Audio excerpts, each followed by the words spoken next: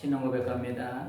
전능하사 천지를 만드신 하나님 아버지를 내가 믿사오며 그 외아들 우리 주 예수 그리스도를 믿사오며 이는 성령으로 잉태하사 동정녀와 마리아에게 나시고 본디오 빌라도에게 고난을 받으사 십자가에 못 박혀 죽으시고 장사한 지 사흘 만에 죽은 자 가운데서 다시 살아나시며 하늘에 오르사 전능하신 하나님 우편에 앉아 계시다가 저리로서 산 자와 죽은 자를 심판하러 오시리라. 성령을 믿사오며 거룩한 공회와 성도가 서로 교통하는 것과 죄를 사하여 주시는 것과 몸이 다시 사는 것과 영원히 사는 것을 믿사옵나이다. 아멘. 함께 나눌 말씀은 사사기 14장 1절에서 9절까지 보겠습니다.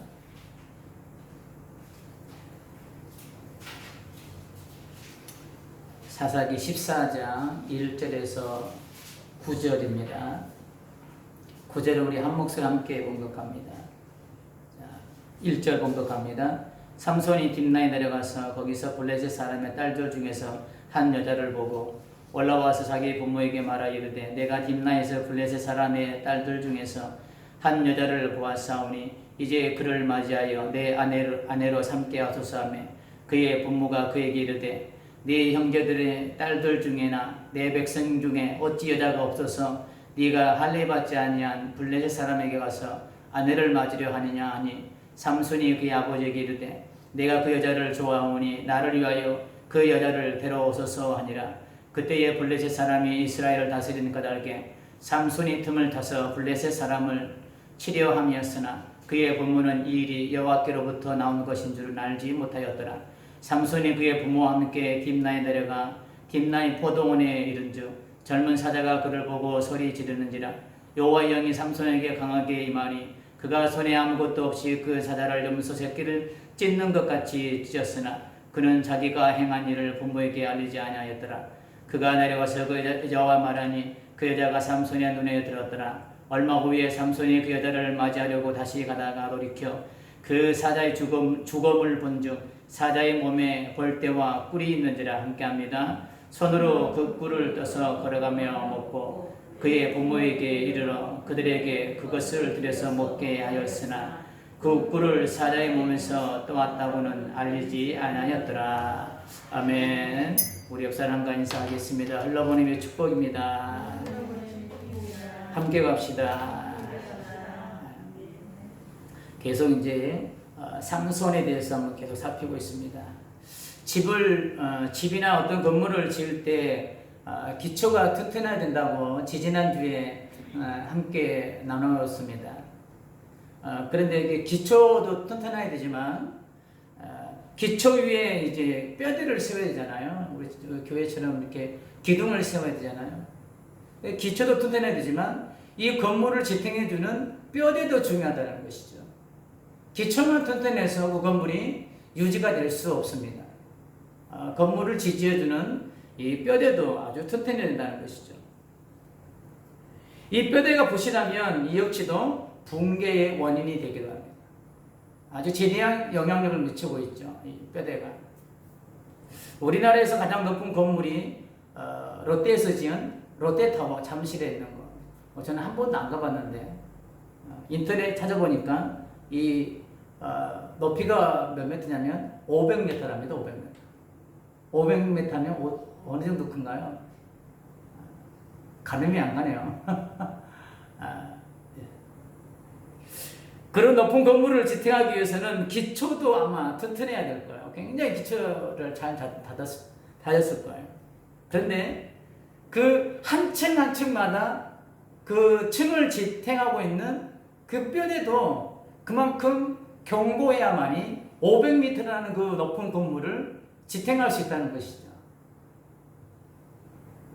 그래서 이 뼈대가 다시 한번 말씀드리지만 굉장히 중요한 거예요. 기초도 중요하지만. 그런데 우리의 삶을 보면 우리의 삶은 어떤가요? 목적지향주의예요.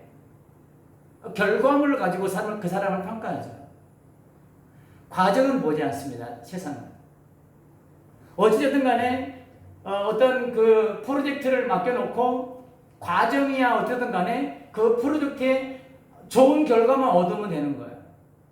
결과가 어쨌든 간에 어떤 수단과 방법을 가르지 않고 결과만 가지고 성공을 논하죠.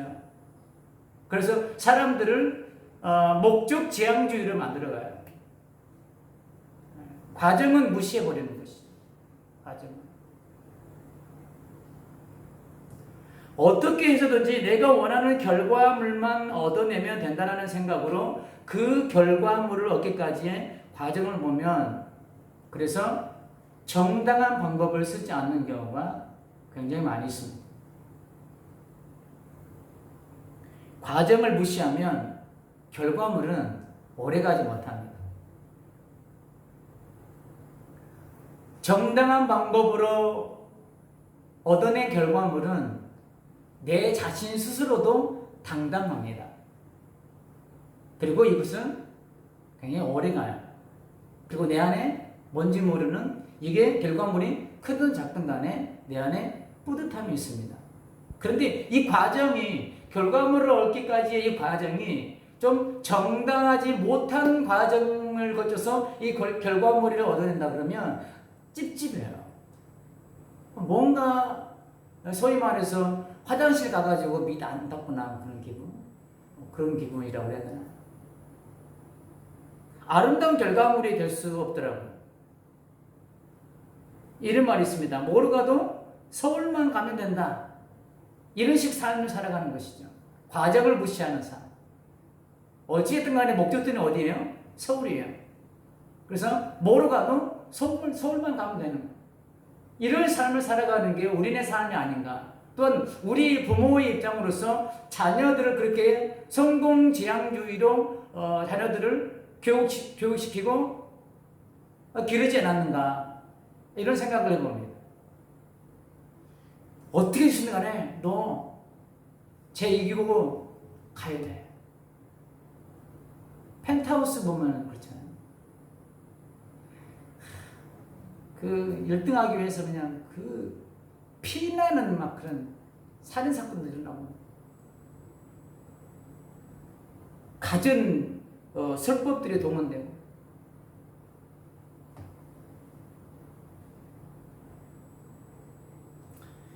뭐로 가면 서울만 가면 된다는 식으로 정당한 과정을 거치지 않고 성공과 결과에만 집착하면 과정이 부실하기 때문에 결과물 역시 부실할 수밖에 없다는 거예요. 우리는 다시 한번 깨달아야 될 점이 있습니다. 내가 아름다운 결과를 얻기를 원한다면 과정도 아름답게 돼야 되는 거예요. 동기도 중요하고 동기에 출발해서 이 결과와 목적지에 가는 그 과정도 굉장히 중요하다는 것이죠. 이런 측면에서 오늘은 삶이라는 과정이라는 제목으로 함께 은혜를 나누겠습니다. 제목을 조금 바꿨습니다.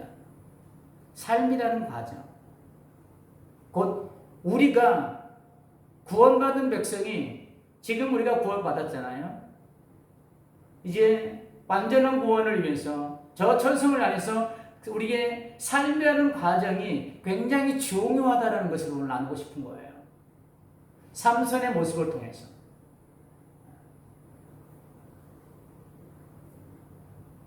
이제 삼손이 성장하여서 아마 결혼을 해야 되는 성인이 되었던 것 같습니다. 그런데 결혼 상대자를 고르는데 과정이 그리 좋지가 않습니다. 자, 1절 볼까요? 삼손이 딥나에 내려가서 거기서 누구의 사랑은요? 블레셋 사람들 딸 중에서 한 여자를 보고 블레셋 사람 이방인 지금 이스라엘 자기 땅을 지배하고 있는 사람 그 민족 그 사람이 한 여자에게 지금 뿅 간 거예요. 한눈에 반했어요. 지금 이스라엘 백성들이 누구의 지배를 당하고 있어요? 블레셋 족속에게 지금 지배를 당하고 있어요. 이방 나라인 블레셋의 지배를 당하고 있는 그런 상황입니다.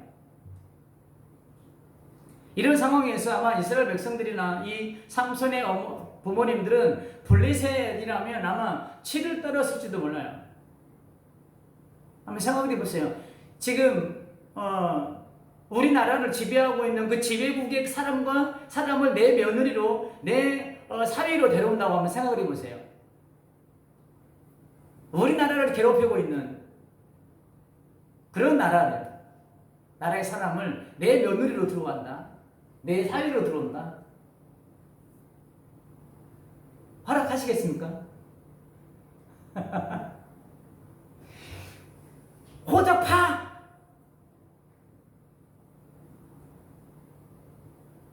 그런 나라 여인과 좀 결혼한다고 해요. 그것도 하나님께서 이스라엘 백성을 불리셔서 구원하기 위해 선택받은 사람이에요. 삼손을 하나님께서 왜 선택했어요? 블레셋 사람들에게서 자기 백성 이스라엘 백성들을 구원하기 위해서 선택한 사람이 바로 삼손이잖아요. 그런데 그런 이방족 속에서 지금 여인과 결혼하겠다고 하니, 그런데 이런 어이없는 선택의 시작이 아주 사소한 것으로부터 시작된다는 것을 우리는 1절에서 알 수 있어요. 1절에서. 이런 어이없는 선택이 아주 사소한 것. 자, 1절에 보면 한 여자를 보고라는 말이 나와요. 보고. 그러니까 봤다라는 것이죠.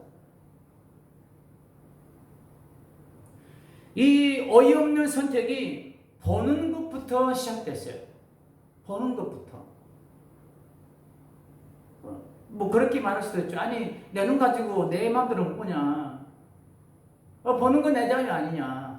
라고 말할 수도 있습니다. 그렇지만 우리 믿음의 성도들은 보는 것이, 듣는 것이 굉장히 중요하다는 것입니다. 보는 것이 왜 중요한지를 창세기에서 한번 찾아볼까요? 창세기 3장 6절에 보면 여자가 그 나무를 본즉 먹음직도 하고 보암직도 하고, 사단의 소리를 듣고 그 나무를 봤어요. 안 봤으면 괜찮을 텐데 보니까 그렇게 보여요. 죄의 시작이 어디서부터 시작됐어요? 본 것부터 시작됐어요. 본 것부터. 인류를 죄의 수렁에 빠지게 하는 시작이 아주 사소하게 보이는 보는 것부터 시작됐다는 거예요. 우리나라 말에 그런 말 있죠. 견물생심. 이 말은 어떤 물건을 보면 가지고 싶은 욕심이 생긴다라는 말이에요. 그렇습니다. 나는 그러고 싶지 않지만 막상 그것을 보면 가지고 싶은 욕심이 생긴다는 거예요. 욕심이. 우리가 그런 충동이 일어나죠. 자, 수량 1개 남았습니다. 네, 5분 남았습니다. 네, 5분. 자, 5분이면 여러분 이 엄청난 혜택을 빼앗길 수 있습니다. 막 충동을 일으키는 거예요. 그래서 나도 모르게 언젠가는 여보세요? 네. 그러고 있죠. 견물생심. 나는 그러고 싶지 않은데 보니까, 들으니까. 그런데 그것을 가질 수 있는 여건이 되면 괜찮은데 그것을 가질 수 있는 여건이 안 되면 욕심 때문에 때로는 좋지 않은 과정을 통해 그것을 손에 넣으면서 때로는 걸려가지고 쇠고랑 차는 경우도 가끔 있죠. 조금 전에 말씀드렸듯이 아니 내 눈 가지고 내 마음대로 보지도 못하냐라고 말할 수도 있겠지만 우리 믿는 사람은 보는 것도 가려서 봐야 한다는 거예요. 봄으로 해서 욕심이 생겨나기 때문이죠. 그 결과물이 어떤 것입니까? 야고보서 1장 15절에서는 그 결과물을 이렇게 정의하고 있습니다. 욕심이 잉태한 즉 죄를 낳고 죄가 장성한 즉 사망을 낳느니라. 욕심은 보는 것부터 시작되는 것 같아요. 욕심은. 그 욕심의 결과물은 죄입니다. 죄는 사망의 산물이에요. 그러니까 우리가 아주 보는 것, 내 눈 가지고 내 마음대로 보지 못하느냐라고 하는 그런 자유의지 속에서 우리가 가려서 보지 않으면 내 안에 내가 알 수 없는 그 욕심의 씨앗들이 뿌려지기 시작하는 거예요. 그러면서 그 씨앗들이 자라나서 이제 갖고 싶은 욕망이 분리들이 나는 거예요.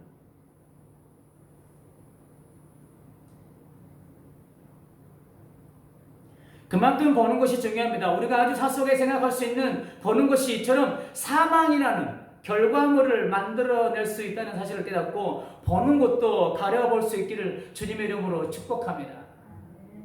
사소한 게 아닙니다. 보는 게. 한눈에 반한 블레셋 여인에게 마음을 빼앗긴 삼손은 그 여인과 결혼하겠다고 부모님께 말을 합니다. 삼손의 말을 들은 부모님은 결사반대하죠. 본문 3절 볼까요? 그의 부모가 그에게 이르되 네 형제들 딸 중에나 내 백성 중에 어찌 여자가 없어서 네가 할례 받지 아니한 블레셋 사람에게 가서 아내를 맞으려 하느냐. 부모님의 결사반대. 하나님께서는 결혼에 대해서 말씀하시면서 이방인과 결혼을 금할 것을 명령하셨습니다. 절대 이방인과 결혼하지 말아야 된다. 신명기 7장에서 하나님께서 말씀하고 계십니다. 또 그들과 혼인하지 말지니 그들이 누구냐면 가나안의 7 족속을 말하고 또 그들과 혼인하지 말지니 네 딸을 그들의 아들에게 주지도 말 것이요 그들의 딸도 네 며느리로 삼지 말아라. 하나님께서 이렇게 명령하고 계세요. 아브라함도 이삭을 결혼시킬 때 자기 고향에까지 사람을 보내가지고 이삭의 아내 리브가를 데려오게 만들죠. 그만큼 유대인들은, 이스라엘 백성들은 이방인과의 결혼을 철저하게 금하셨습니다. 하나님께서. 그처럼 이스라엘 백성들은 이방인과 결혼을 절대로 반대했던 분이 또한 하나님이셨습니다. 하나님께서는 삼손을 블레셋에서 자기 백성을 구원하는 통로로 선택하셨습니다. 그리고 영적으로 타락할 대로 타락한 그 시대를 밝히라는 의미로 삼손, 의미가 뭐라고요? 태양이라는 이름까지도 지어줬습니다. 첫 번째 시간에 우리가 나눴던 것처럼 그 이름 안에는 그 시대를 향한, 그 백성들을 향한 하나님의 마음이 담긴 거예요. 그런 삼손입니다. 그런데 삼손은 하나님으로부터 선택은 받았지만 그 사명을 감당하기 위한 과정은 하나님께서 원하시는 정반대 방향으로 가고 있다는 거예요. 반대 방향. 우리가 이 본문을 조금 이따 설명하겠지만 오해할 수 있는 부분들이 조금은 있습니다. 그 부분들 이따가 설명하고요. 아무튼 지금 삼손의 이 방향 보면 하나님이 원하시는 제정에 나온 그 율법과 그 말씀과 반대 방향으로 가고 있습니다. 첫 번째가 삼손은 지금 하나님께서 그토록 반대하고 있는 이방 여인과 결혼을 강행하려고 하고 있습니다. 그것도 블레셋 여인과.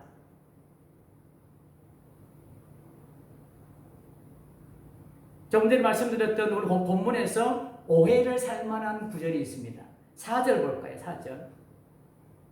그때의 블레셋 사람이 이스라엘을 다스리는 까닭에 삼손이 틈을 타서 블레셋 사람을 치려 함이었으나 그의 부모는 이 일이 여호와께로부터 나온 것인 줄은 알지 못하였더라. 자, 질문 하나 합니다. 여러분들은 이 4절 말씀을 들을 때 어떤 뜻으로 이렇게 이해가 되시나요? 아마 이 4절의 본문 말씀만 가지고 딱 보면 삼손의 선택이 올바랐다. 겉으로 보기에는 그렇지만 올바른 선택이었다. 하나님으로부터 나온 생각이었다. 라고 받아들일 수 있습니다. 그러나 본문을 곧대로 그대로 받아들여서는 안 되는 부분이에요. 이 부분이. 이 본문을 그대로 받아들이면 삼손이 블레셋 여인과 결혼하려고 하는 것이 하나님으로부터 시작된 것처럼 이해가 될 수 있습니다. 마치 삼손의 선택이 옳은 것처럼 보입니다. 그러나 절대 그런 의미의 내용이 아니라는 겁니다. 삼손이 블레셋과 싸우는 것은 하나님께서 원하시는 일이지만 그 목적 달성을 위해서 하나님께서 원치 않으시는 이방 결혼을 하는 것은 목적을 위해서 올바르지 못한 그런 수단이라는 거예요. 정당하지 못한 수단이에요. 그러니까 지금 삼손은 하나님의 목적인 블레셋에서 자기 백성들을 구원해내는 게 목적이 아니라 그 목적을 이용해서 블레셋 여인과 결혼을 먼저 하려고 하는 주객이 전도된 그런 상황으로 지금 삼손은 몰고 가고 있는 거예요. 이해가 되신가요? 삼손이 목적을 먼저 생각했다면 방법도 과정도 하나님이 원하시는 방법으로 갔을 거예요.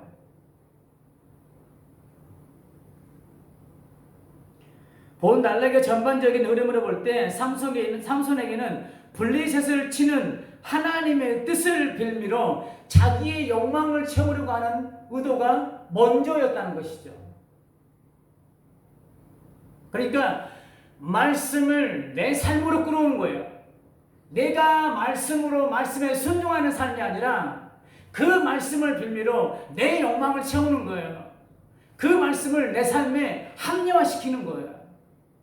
그 합리화를 시키면서 내 욕망을 채우는 거예요. 지금 삼손이 그런 지금 선택을 하고 있다는 것이죠. 삼손이.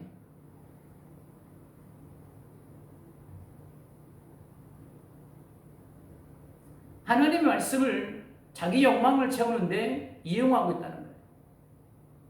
목적이 좋은 것이라면 그것을 달성하기 위한 수단 역시, 과정 역시 정당해야 하나 삼손의 경우는 그렇지 못했다는 거예요.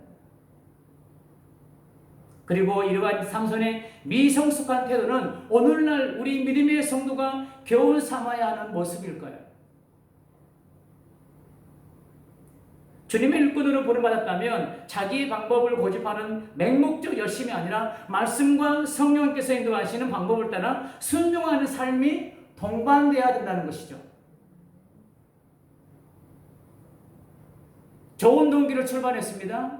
그런데 가다 보면 이 과정이 불순한 과정이 일어날 수 있어요. 그러면 결과도 불순할 수 있다는 것이죠. 우리는 삼손의 이런 모습을 통해서 나의 영광을 채우기 위해 하나님의 말씀을 이용해서는 안 된다는 것을 다시 한번 깨닫기를 소망합니다. 구원받은 내가 말씀에 맞춰서 삶을 살아가야지. 말씀을 내 삶에 끌어와가지고 그 말씀을 내 삶에 합리화시킨다는 그런 삶은 안 된다는 것이죠. 우리는 하나님의 값진 인생을 통해서 구원받았습니다. 하나님의 자녀가 되었고 하늘 기업을 이을 자로 우리를 인정해 주셨습니다. 그런데 우리가 구원받은 것으로 끝나서는 안 된다는 것을 우리는 다시 한번 깨닫기를 소망해요. 이제 내가 구원받았으니까 아무렇게나 삶을 살아도 되지.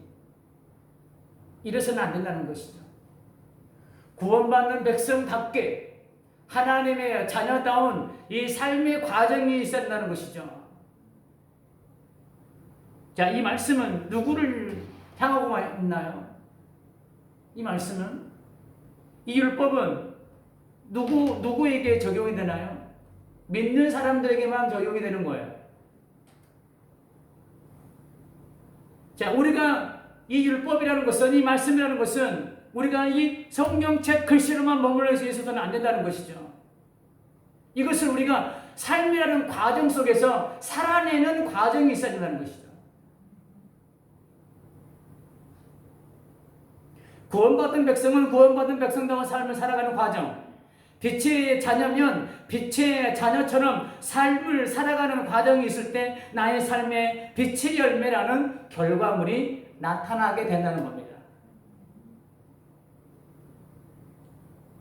우리의 삶은 그렇고 그런 인생이 아닙니다. 내게 주어진 이 삶은 싸구려의 삶이 아니라는 거예요. 그렇기 때문에 우리 삶의 과정도 싸구려 삶의 과정을 살아서는 안 되는 거예요. 우리 스스로가 자긍심을 가지고 살아야 되는 거예요. 내게 주어진 이 삶은 예수님의 죽음을 통해서 주어진 삶이에요. 그렇기 때문에 나의 삶을 어떻게 사느냐에 따라서 예수님의 죽음을 헛되게 하느냐 아니면 값지게 하느냐 결정되는 거예요. 내가 어떻게 사느냐에 따라서. 삼손 역시 하나님께서 시대의 구원자로 선택하셨습니다. 그러나 그의 삶의 과정은 하나님께서 원하시는 그런 삶의 방향으로 흐르고 있지 않습니다. 우리는 지금 삼손의 모습을 교훈 삼아 하나님께서 기뻐하는 삶을 살아갈 수 있기를 주님의 이름으로 축복합니다. 이 과정이 중요합니다. 그리고 우리가 지난번에는 살펴보지 못했지만 하나님께서는 삼손을 나실인으로 선택하셨어요. 13장 5절에 보면 기록하고 있습니다. 보라 네가 임신하여 아들을 낳으리니 그의 머리 위에 삭도를 내지 말라. 이 아이는 태에서 나므로부터 하나님께 바쳐진 나실인이 됨이라. 나실인에 대해서 우리가 잠깐 한번 살펴보도록 하겠습니다. 모세는 하나님께서는 모세를 통해서 나실인에 대한 조건을 이렇게 말씀하고 있어요. 민수기 6장 1절에 보면 여호와께서 모세에게 말씀하여 이르시되 이스라엘 자손에게 전하여 그들에게 이르라. 남자나 여자나 특별한 서원 곧 나실인의 서원을 하고 자기 몸을 구별하여 여호와께 드리려고 하면 포도주와 독주를 멀리하며 포도주로 된 초나 독주로 된 초를 마시지 말며 포도주 즙도 마시지 말며 생포도나 건포도도 먹지 말지니라. 참 까다롭죠. 소위 말해서 술 마시지 말라는 거예요. 하나님께서 나실인이 하지 말아야 할 것을 말씀하고 계시는데, 자, 술을 마시지 말라고 하나님께서 말씀하셨어요. 나실인은. 그런데 삼손은 지금 어떻게 하고 있나요? 우리가 보지 못했지만 10절 한번 볼까요? 본문 10절. 사사기 14장 10절. 자, 삼손이 아버지가 여자에게로 내려가면 삼손이 거기서 뭐를 베풀었어요? 잔치를 베풀었으니 청년들은 이렇게 행하는 풍속이 있음이었더라. 자, 질문 하나 하겠습니다. 잔치에 빠지지 않는 게 뭔가요? 술이요. 술. 본문에서는 삼손이 술을 마셨다는 것을 명확하게 밝히고 있지 않지만 잔치를 베풀었다는 것을 기반으로 해서 추측해보면 삼손 역시도 하나님께서 금하고 계시는 술을 먹었다라는 것이 신학자들의 전반적인 추측이에요. 저는 이 추측에 저도 전반적으로 동의합니다.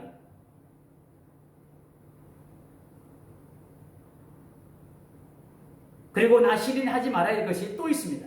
자, 민수기 6장 6절에 보니까 자기 몸을 구별하여 여호와께 드리는 모든 날 동안은 시체를 가까이 하지 말 것이요. 시체를 가까이 하지 말래요. 여기 시체라는 것은 사람의 시체뿐만 아니에요. 죽은 동물 시체도 가까이 말아야 돼요. 그런데 이 역시도 삼손은 지키지 않고 있습니다. 자, 8절 봅니다. 8절. 얼마 후에 삼손이 그 여자를 맞이하려고 다시 가다가 돌이켜 그 사자의 무엇을 봤어요? 죽음을 본즉 사자의 몸에 벌떼와 꿀이 있는지라. 나실인으로 선택한 사람 중에 또 하나의 조건이 뭐냐면 시체를 가까이 하지 말아야 되는데 삼손은 지금 시체를 가까이 했어요. 적어도 오늘 본문의 삼손의 모습은 하나님께서 원하시는 목적을 향한 삶의 과정을 보면 전혀 다른 삶의 과정을 살고 있는 모습을 볼 수 있습니다. 오늘 본문만 딱 놓고 보면 이제 쭉 살펴보면 이제 다르겠죠. 쭉. 근데 오늘 본문만 보면 그래요.